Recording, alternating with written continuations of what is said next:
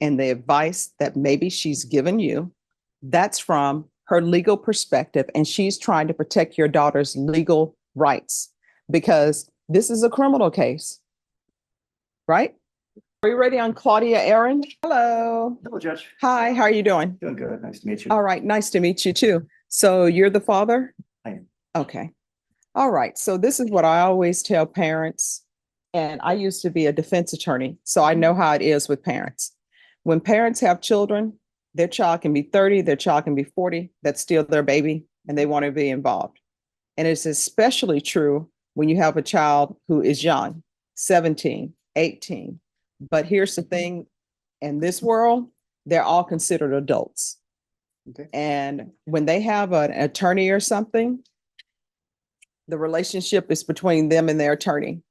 I used to have to tell parents all the time because sometimes the parents would hire me. And I used to have to sit down with parents and say, hey, you've hired me, you're paying me, but that's the end of our relationship. You can't be a part of discussions I have with my client because guess what? If you're part, I would tell them, if you're a part of discussions I have with my client, then there's no attorney-client privilege. And you know what ends up happening with that? When there's no attorney-client privilege, guess what? You can be called as a witness. Anybody who's in that room having a conversation, it's all fair game. They can be called as a witness. And maybe sometimes there's something that maybe a client wants only their attorney to know, and they don't want other people to know. But when parents are in the room, guess what? That all goes by the wayside. And sometimes we have to let our children go and let our children be adults. So on this side of the fence, I would always tell parents, it's great. I need you to be supportive. I need you to make sure that my client, your child, is keeping their mental health great. They know that everybody is rooting for them and are a part of their team. And I would tell them, but that's where it ends. And it can't go past that because when it does, there's an issue. And let me just tell you my experience with one case I had in the past. Had this client very young. Mother wanted to be 100% in the conversations, even though I would tell them, hey, you shouldn't be in this conversation and you cannot be talking to your child about what happened because guess what? You can be called as a witness. They wouldn't listen to me. And so when it came time to do a plea bargain agreement, the parent is in the hallway, and I can tell you this because they were in the hallway shouting, so everybody heard, so it's not confidential. So they're like, I want my child to do A, B, and C. And you know, I told them, I said, that's your child's choice. Because guess what? If your child chooses A, B, or C, and if something ends up happening and they end up going to prison, the judge is not going to say, you know what, your child only chose A, B, and C because of you, so we're going to let you suffer the consequences. You understand? I do. And for some reason, with attorneys, people assume that being an attorney is easy and being a doctor is so much differently. Because if you go to see a doctor and you get a second opinion and a doctor tells you, oh yeah, your child needs a heart transplant, or oh yeah, we need to take the appendix out. A parent doesn't go to that doctor and say, well, I want to look at everything and let me just tell you how I think this appendix should be taken out. The person depends on the doctor, that the doctor knows what they're doing. And that's the same case. That's the same situation with these cases. And everybody needs to understand that. Cannot be crossing lines. Does everybody understand? Understand? All right. So that's the way it's going to be. So this is what's going to end up happening. We are going to come back and we're going to come back on June 27th. Counsel, is that enough time? Yeah. Yes, Your Honor. All right. So we're coming back on June 27th. And let me just tell you the way this court is run. Oh, well, you say 27th or 22nd? 27th. I am double booked. I've got a hearing on the 27th. Okay. But All right. We can bring it back on the 24th. yes, thank you. All right.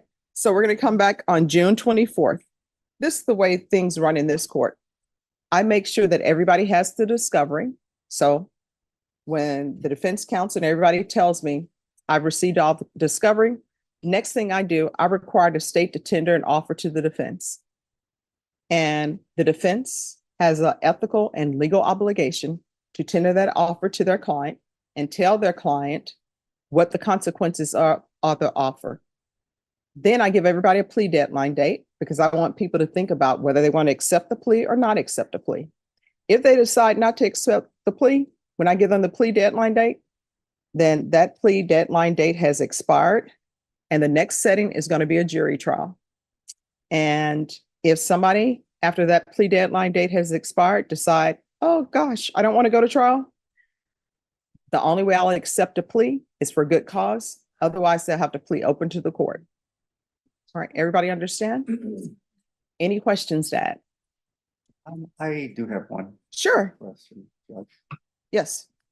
When your child has a serious, persistent mental illness and a developmental disorder, and that is recognized and should be recognized early on in the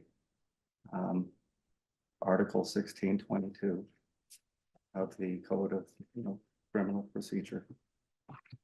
And there's been multiple suicide attempts. All right, let me stop you right there. So here's the thing. With regards to that, that is something for her attorney to address.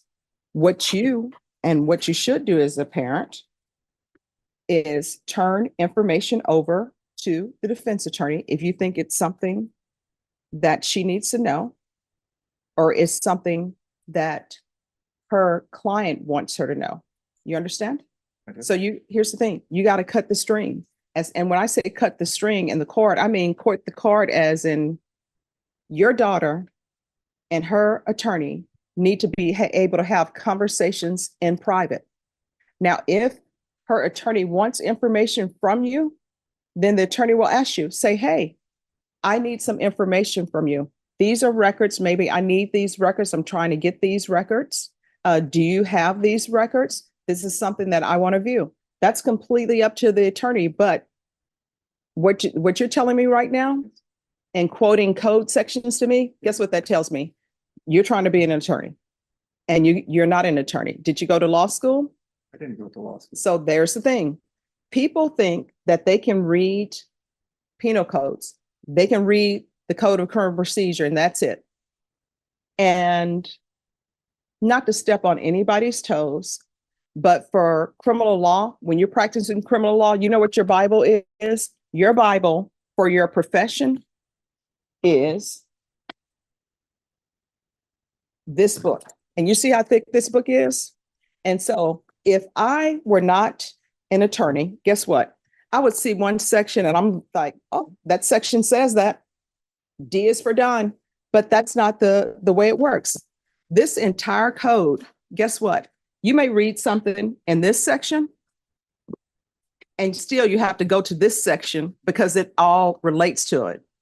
It's similar to the Bible. And let me bring the Bible up for you. Some people will just read one section of the Bible and guess what? When you read that one section, that same person who is listed in that one section, there's somebody else in a different book that has something about that person in the other section. So when you just come away with one part of that section, you think, oh, I'm done, and you're not. And that's why you have to study this forward and backwards. And how many years have you been an attorney? Over 20, and I'm board certified in criminal law. All right, over 20, board certified in criminal law. So when people are throwing code sections out to her, let me just tell you, I know her. Every attorney in here knows her. And all attorneys know each other because when you've been in Bexar County practicing for over 20 years, people know you, people know your work. What I can tell you is she would not be board certified in criminal law if she didn't know this book and know the updated part of the book. And what do you do for a living? I have been the president of an international Fortune 400 company in Okay. Mexico City. So let me ask you this. Yes. How would you feel is if you are doing that job, and how many years have you done that? 20. You've done that for 20 years. And I just walk into your place of business and I'm telling you how to run things and telling you what the law is about something that you've been doing for all your adult life. maybe you wouldn't take offense about it, but I guarantee you when I left the room, you know what you'd probably say? Who does she think she is? She doesn't have a degree in this. She hasn't even worked in this field and is trying to tell me how to do it. And for me, that's with any job. For example, I wouldn't go to McDonald's and tell them how to cook their fries. I haven't cooked their fries. I don't know how to cook it. I would not go to a contractor and tell them how to pour concrete. I may think I know how to pour concrete, but the little things I know about pouring concrete, you have to have it at a certain temperature. Otherwise, it's going to crack. You have to mix it appropriately. That's why when you see people out here mixing all their concrete with quick concrete, sometimes it doesn't go right because there are certain things that experience, knowledge, and education treat you about it. So here's the thing at the end of the day. At the end of the day, this is her attorney. From what I've seen, it appears to the court that she's following through on all mental health issues if there are any. You know why I know? Because I put in here, refer to mental health court. And I know that she's been working on doing that. That's why it's in here. Otherwise, it wouldn't be. And you know how I know that? Because she requested it. So when you come to me about the code of mental health, I already know she knows about that because otherwise it never would have been requested. Judge Mack? Sure. And of course, As long as you're not quoting the law to me. I won't go the long, Your Honor. Okay. Of course, she did go to mental health and that's where we discussed, and that's the absolute right place to be. Just a month ago during a suicide attempt, I said, I really finally have insurance and I'd like to get inpatient care for her because it's a very, serious issue. Okay. And I was direct, no, let's hold off until we can get. So here's the thing though. The advice that she's given your daughter and the advice that maybe she's given you, that's from her legal perspective. And she's trying to protect your daughter's legal rights because this is a criminal case, right? So that's what's happening. So what we're going to do, I'm sure she probably already has, but I'm sure she'll do it again. If your daughter wants to, she's going to discuss with her what the offer is. And we're going to come back. Either she's going to accept the offer, not accept the offer. And either we're going to be in jury trial or we're not going to be in jury trial. That's where we are. But I will tell you this, whenever you're meeting people and you're meeting people in their profession and you want to talk to them, don't quote them things about their profession.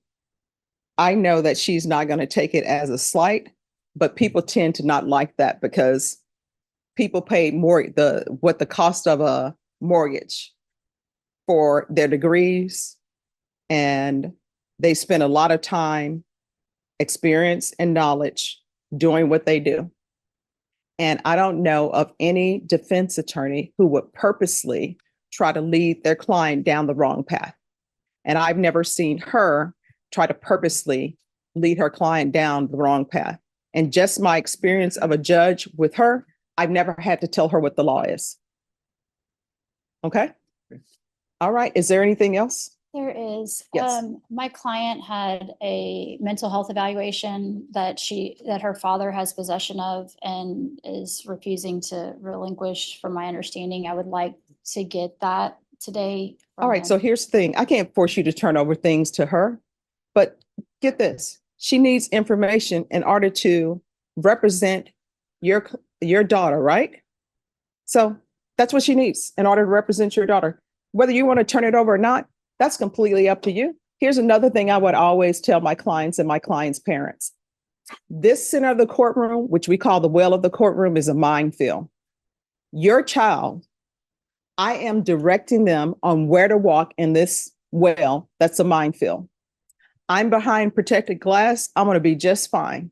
But when I'm telling them to turn right, it's based upon all the information that you've given me or withheld from me. And when I tell them to turn right, I would always tell them they have no choice. They're going to go right. Now, when they turn right because of some information you haven't given me, and I'm going by the information that I have, is there going to be an explosion? If there's an explosion and it's because of some information you had that you didn't give me, that's all on you. So if you or if people care about their children, this attorney, it's confidential. So if she receives something, guess what? It's confidential. It's something that she's received. Maybe it's something she wants to discuss with her client or not. It's not something that she is going to turn over to the state unless that's something she thinks should be done. So if you want to hold on to that, then that's up to you for holding on to it. But if you say you want to help your child and she's telling you she needs that information, I mean, what do you think she's going to do with the information? You know? Well, I would say, love to hear what her understanding of Michelle's mental. Here's the thing. Yeah, Did you, I sure. want you to internalize what I'm saying. She doesn't have to talk to you. You're not her client. What she's telling you is you have information and I'm assuming you want her to see the information. So either you want her to see it and study it and give it to her, or you don't. If you don't, that's fine. I can't legally force you to turn that over to her. But what I'm telling you is if this is a child and you say you love your child, which I'm assuming you do, I've just told you the information you turn over to her is information you've given to her. Her medical records are confidential. She's an adult, so I don't even know why you have them in the first place because she is an adult. Those medical records are her medical records. They are not yours. She is not a child in the eyes of the law. So if you have something that would help her attorney represent her better and you love her, you probably should turn it over. The end. That's it. The end. All right. So either are you going to turn that over to her or not? That's either yes or no. I'm gonna give it to my daughter. If she wants to, it's a client, privilege between the two, and if she wants to. All right. So just hand that over to your daughter now then. All right. Is there any other documentation that are medical records that belong to your daughter? And when I say belong to your daughter, her name is on it and it's related to her treatment. Do you have anything else? Not with me. All right. So this is what you need to do. Again, I can't force you to do it. Her medical documents are her medical documents. And do not interfere with her and her attorney relationship. You understand? So you can't give her her documents and then say, oh, I don't want your attorney to have it, or I don't want this to occur. You need to be a part of her having great mental health. And the way to do that is not put stressors on her. And don't put stressors on her by interfering with her relationship with her attorney. Because guess what? This atmosphere, being on the criminal side, is already stressed enough, whether somebody committed an offense or not. Can you imagine the stress that people have because they think maybe they're going to prison? People in the box, guess what? They're over there. They're brought over from the Bexar County Jail, not on bond, can't make bond or something else. Even though you may say, oh, my daughter's not like those people, or my daughter doesn't have criminal history. Guess what? Even if there's somebody over in that box who's been to prison before, guess what? Their heart is still beating fast because they don't know if they're going to go back to prison or not. So this is a stressful situation for her. Don't make it any more stressful. You understand? All right. Thank you very much. Court is calling 2018 CR 11301, State of Texas versus Samuel Cisneros. Could I have parties announced for the record for the state? Jason Garahan, Your Honor. Defense. Joseph Stateson. And are you Samuel Cisneros? Are you the same Samuel Cisneros who was placed on deferred adjudication in 2018 CR 11301 for the offense of aggravated robbery on July 26, 2019 for a period of 10 years? Is that you? Yes, ma'am. State? Yes, Your Honor. Violated condition number 1 on or about the 6th day of April 2024 in Guadalupe County, Texas. The defendant, Samuel Cisneros, committed the offense of driving while licensed valid with previous conviction suspended without financial responsibility. Violation condition number 1. How do you plead to that? True or not true? True. Your Honor, waive the remaining violated conditions. Any objections? No objection, Your Honor. Did you understand by pleading true to violation of condition number 1, court could find it true, grant the motion, find you guilty, and sentence you up to life in prison and up to $10,000 fine? Knowing that, do you still wish to plead true to violation of condition number 1? Yes, ma'am. Court will find violation of condition number 1 true. Is there a proposed agreement? There is, Your Honor. Yes. And it's the denied motion to continue the individual on supervision with the following. Pay off the citations and obtaining his driver's license within 90 days. Also, probationers requesting credit for, I'm sorry, Judge, this is part of the No problem. paragraph there. So probationers requesting credit for 4-hour parenting education class completed on January 27th, 2020 to the North American Leaning, I'm assuming that's supposed to be Learning Institute, certificate number 321293. Also pay off half of his delinquent balance within 180 days. And a payment plan for at least $100 per week thereafter. And then continue with his outpatient treatment program. And then continue making donations to the San Antonio Food Bank. All right, probation. Yes, Judge. That is probation's recommendation. The CSO reports that Mr. Cisneros has been doing rather well. He's been working on getting himself back into compliance. He's been abstaining from illegal drugs and submitted negative results on his UAs. He reports it as instructed is maintain self-employment. He did pay off the $1,400 to the city of Live Oak County, which should remove the holds on his driver's license. He's provided proof of that and proof of the payment for Uvalde. He reports it's scheduled and right now there's no issues. He did recently run into a few setbacks because his work van was stolen and all of the work tools that were inside of it all of his work tools were inside of it. So right now, Judge, we would respectfully ask that you go on with the recommendations from probation. All right, can you raise your right hand for me? Do you solemnly swear or affirm the testimony you give will be the truth, and nothing but the truth, so help you God? No. All right, you can lower your hand. State your name for the record. Samuel Cisneros, All right, how old are you? 28. All right. If you're revoked, how much time are you looking at in prison? Quite a while. The range of punishment. No, how much Uh, time? 599. Or life?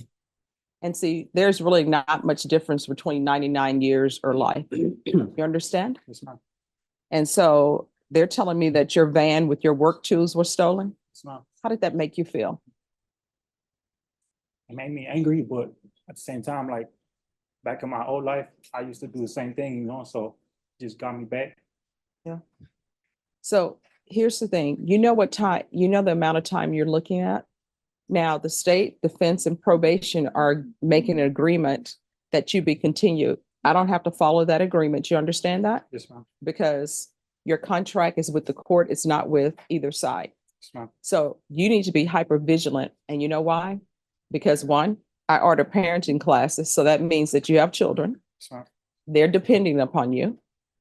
You can't be doing stuff that sometimes normal people would do. Like, oh, I just need to do this, or I just need to do that. Everything that you do, you need to ask yourself, is this something that could potentially result in me going to prison for life or going to prison, period? Because your minimum is 5 years. And how old are your children? 8, 7, and I have a newborn about to be born. All right. So let me just tell you, the newborn who's about to be born, if you were to go to prison for 5 years on this case, you'll probably do a majority of the time because that's just the way the time flows. They say you only do half calendar years, but if you were to do 5 years, let's say you get lucky, you come out in 2.5, your newborn will be 2.5 years old, do not know you whatsoever, unless somebody's just showing them a picture every day. You understand? So you're going to have to be hyper vigilant and stay on the right path. Yes, ma'am. All right.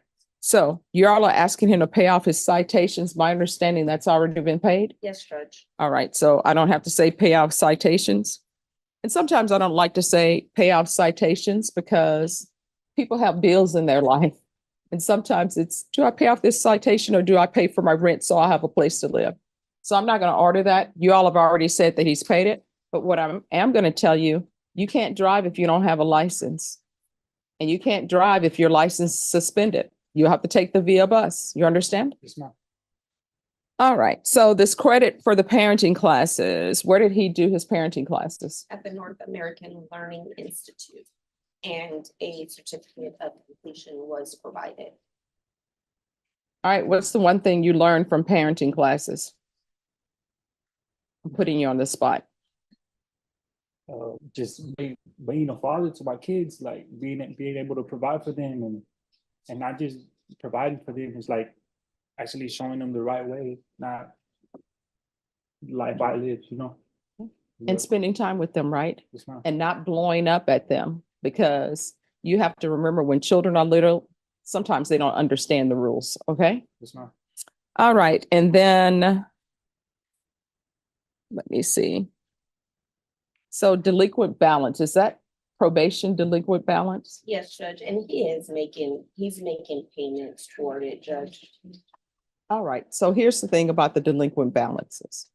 Figure out what your expenses are and figure out how much money you're bringing in, and then make payments if you can make payments. Probation doesn't want you to be in a situation where you can no longer afford where you're living or where your utilities get cut off. And if there's a situation where he's indigent, counsel, just having him fill out the form, and the court will make a ruling on whether or not he's indigent. Yes, Judge. All right, is there anything else he needs? Judge, they are asking that he continue with an outpatient treatment program and continue making donations to the San Antonio Food Bank for his community service hours. All right. The court will deny the motion. Court is going to give you credit for parenting classes. You to continue with your outpatient treatment. You need to stay vigilant on that. Don't slip up and hang out with some friends, because sometimes you're with friends, they will say, oh, well, it's only this, take a drink, or it's only this, smoke this. You don't want to do that. And then with regards to the donations to the San Antonio Food Bank, here's the thing. You can either do your community service hours, or either you can pay it off. It's completely up to you. And if there's some sort of improvement that you're trying to do in your life, because what do you do with your tools, with your van when you had it? I got it stolen, so I had to construction. Construction. What do? I do a drywall cycling club. All right, so if there's some sort of certification that you can obtain, if you obtain that certification and it's helping you in your business or helping you with your life, if you'll take that, obtain a certification and give it to probation, I'll I will take that in lieu of your community service hours. Yes, ma'am. So you can either continue to pay off your community service hours, or you can get a certificate in somebody's trade school to improve your lot in life. You understand? Yes, ma'am. All right, is there anything else? No, Judge. All right, if we're off the record, anything else you need from the court to be successful? No, ma'am. Just thank you. Thank you. All right, you're welcome. If there's an issue, let probation know. If you feel as though they're not addressing it, then you can always come back to the court. Yes, ma'am. All right, good luck to you. Thank you, Judge. You're welcome. All right, so where are we on this case? Hey, Judge, I believe says it's our second setting. Mhm. First setting, Mr. Estrada was not present. Yes. The issue was, he'd become homeless. He didn't have any way of contacting. I didn't have any way of contacting him. Mhm. I reached out to pretrial services. They provided an email address, which is really the only form of communication for him right now. But Okay. talking to the state, they're gonna allow us to apply for pretrial diversion. Talking to Mr. Estrada and then speaking with his family earlier this week. I think this is a good opportunity for him. He's someone that has struggled with drugs, and we talked through that. His plan is to go to Haven if and when he's released, instead of going back into the same situation where he was arrested. Young person, he's 23. So was he on a PR bond He or? was, Judge, for about Okay. a year. All right, so have you conferred with the state on having the court recall the warrant? I have not, Judge. I certainly would be asking for that. And then I'll also get the application filled out and turned in this morning. All right, Ms. Ferguson, I need a PTD date for Nicholas Estrada.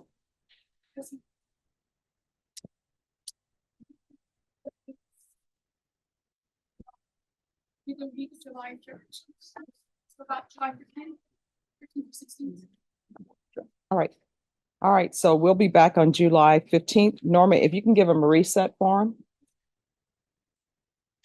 State, do you have any objection to recalling the warrant on Nicholas Estrada? Okay. All right, so I'll recall the warrant and order placement in Haven for Hope. You know, what? It could be placement at Haven for Hope or either lifetime recovery. You know, I think either would be good for him. Judge. All right, so I'll order placement in lifetime recovery or Haven for Hope. Mhm. Whichever one is quickest. Fair enough, Judge. All right, so Mr. Estrada, they're gonna give you a reset form. Your court date is gonna be July 15th. You need to make sure you're here. If you're not here, what's gonna end up happening is a warrant is gonna be issued. You understand? Yes, ma'am. All right. And so, counsel, you'll be able to get in touch with him? I have both in contact with his aunt, Judge, and then confirmed with him the email address I have, who will be checking. Okay, And if I could have him sit for just a second, I'll go get the application. okay. We'll get some contact information. All right. Is there anything else you need from the court? No, ma'am. All right, make sure you appear. And if for some reason you forget when your court date is, or you lose that form, if it's Monday through Friday, you can just walk into this courtroom and we'll make sure that you know what date you'd appear, okay? Thank you, Judge. All right, and get some help for the drug issues, okay? I think. Appreciate All right, thank you. Thank you, counsel. When you are, Judge. May I approach? No, because here's the thing, everyone, see, people always say, Judge, why do you keep repeating these same rules? Because we already know them. And then when I don't repeat them, people break don't it. follow the rules. So here are the rules. After you confer with the state and your client, just approach the clerk and ask them to pull the file. They'll place it here. I'll call you I in thought the you already order of had it in there. appearance. My apologies. No, no problem. All right, Ramsey Ibram, where is he? It's right here. See, I have to give instructions because then people will not follow the instructions. See, you know what the problem is? The problem is, I have two siblings, right? One older, one younger. I'm the middle child. And my mom would lay down certain rules for us. She would say, this is your curfew time. What would I do? If the curfew was at 8 p.m., I would be home by 7:30 because, you know, I don't know when you, my brothers would always walk that thin line. You know, if it follows the rules, it'll be so much easier. I can tell you what the problem really is. And What? you won't admit it. He's a Kansas City Chiefs fan. Could be it. Enough said. I was a 7:30 guy too, Judge. I was aware of your rules. I thought you were bench, No. so I don't want to be Excuse labeled me. as a late person or not. knowing the Everyone. rules. I'm aware of the rules. Everyone, he's a Kansas City Chief fan. Oh Go my Chiefs. goodness. Ramsey Ibrahim, come down.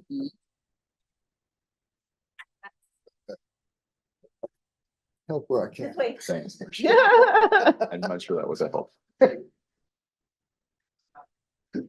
We should do a day where everybody wears their sports That'd be great. teams. That would, Do it, do it. yeah. All right, counsel, have you had a chance to talk to him about your motion to withdraw? I have, Judge. Can I catch you up? Sure. I have discussed it with Mr. Ibrahim. He would still like me to represent him. I've had some pretty big difficulties, as the court heard a couple of days ago, with him making contact with me, maintaining contact. He did not pay his cell phone bill. He was not getting text messages or cell calls. He admits he had a way of getting a hold of me. He could have gotten a hold of me. He's So an here's the adult. thing. Do you want to stay as his attorney or no? Yes, Judge, I will stay as his attorney. Okay. Yes, Judge, so I would like to address his violation of pretrial services now, if the court would like to take that up. Okay. Did you confer with the state on his violations? No, Judge, I will do that. Okay. Do you have a copy of it? No, I will get that, Judge. Oh, no, we can give you a copy. Thank you. All right, just make sure that's the only copy I have. If you want to go to the back, you can and make a copy. All right, Mr. Matos. All right, that may have been a pre violation report. So if you all can print that out for me so I can write on the violation report that he's installed it. If I could clarify, Judge? Yes. Originally, he was arrested. He was in jail for 3 months, and I requested Judge Nahida to give him a PR bond. Mhm. As a condition of the PR bond, Judge Nahara ordered the ignition interlock. Okay, Mr. Matos does not have a vehicle. So since then, he signed an affidavit of non-ownership and an affidavit of non-driving. He's also out on bond and driving while intoxicated. Judge Peña downstairs in County Court 11 allowed him to install the scram instead of the ignition interlock. okay.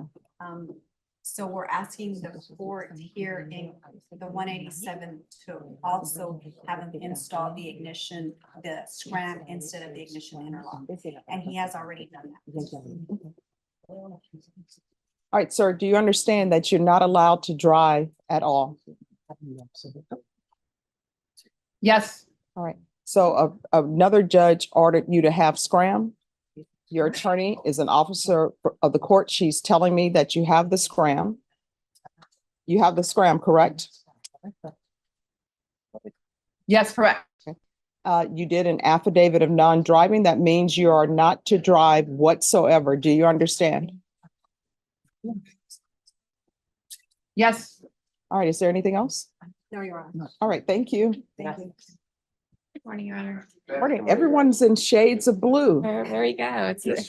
Nobody sent me the memo. Well, your cup is Mhm. the blue too, yeah. All right, I'll go with that. So today is plea deadline date. Where are we? Yes, sir, go ahead. No, please. I had sent the state some documents to review to negotiate on a plea, Your Honor, and unfortunately they did not receive that email. I have given them hard copies. So we're just asking, Okay. Start the confusion, sir. All right, I'm sorry, continue. that's okay. So we're just asking, I think the state and I are agreed to maybe a short reset so they can review those documents and we can continue with plea negotiations to get this case resolved, Judge. All right, June 24th or June 27th, or a date earlier. I'll be here on both days. And June 24th and June 27th. Well, we'll look that up, Judge. We appreciate it because we had tried to make some efforts, but it didn't come through. So June 27th, I think would be great. Or, yeah. All right, Norma on Westbrook is being recalled for June 27th. thank you, Judge. All right, court is calling 2024 CR 3443, State of Texas versus Dorothy Perez. Can I have parties announced for the record for the state, Jason Garahan, Your Honor. for the defense? Patrick Lamas. All right, this hearing was scheduled on May 23rd to begin with, and then it was recalled for May 30th. The defendant did not appear. This is a nonviolent offense, and the court realized that the defendant was homeless. On May 30th, the defendant still did not appear, and it was recalled for today. With both parties' knowledge, the court sent an email to pretrial services to see if she was in compliance, and they said that she was in compliance, but the court has reset this on the docket more than once for her to appear. Defense, have you had any contact with your client? I haven't had any since last year, beginning of last year. All right, and it is 9:43 a.m. This hearing was scheduled at 9 a.m. Your client has not made an appearance. She's on a PR bond, state. States were requesting a judge's warrant. All right, the court will issue a judge's warrant. If you're able to get in contact with your client and she makes an appearance, the court will reconsider. So I'll issue a judge's warrant and remand her without bond. Thank you, Your Honor. I'll Right. continue to try to get a hold of her. All right, thank you. Have a good day. You too. All right, today is the plea deadline date. Oh, no problem. Your Honor, we're here to ask if we could have a little more time. The state has been trouble reaching out to the alleged victim. And they reached out to my office, but I referred them back to the ADA's office. All right, so let's do this. Since they've reached out, you say the complainant reached out to your office? Yes. So they'll probably answer your phone call. So why don't we put him back in the box? Because this case has been going on for a while, and I'm not going to give you all a further reset for a plea deadline date. So if you will reach out, call them. Your Honor, I have. I reached out this morning. I reached out yesterday before coming here. I reached out yesterday morning as well. They were supposed to come by the office. I said, I have a letter of an affidavit of non-prosecution that you're welcome to just come by and pick it up. And that wasn't done either, Your Honor. All right, so today is the plea deadline date. So if you all want to step back and try to reach out to them again, you're more than welcome to do so. Otherwise, your plea deadline date is going to expire and you're going to get a trial setting. So if you all want to step back, try to reach the complainant. All right, thank you.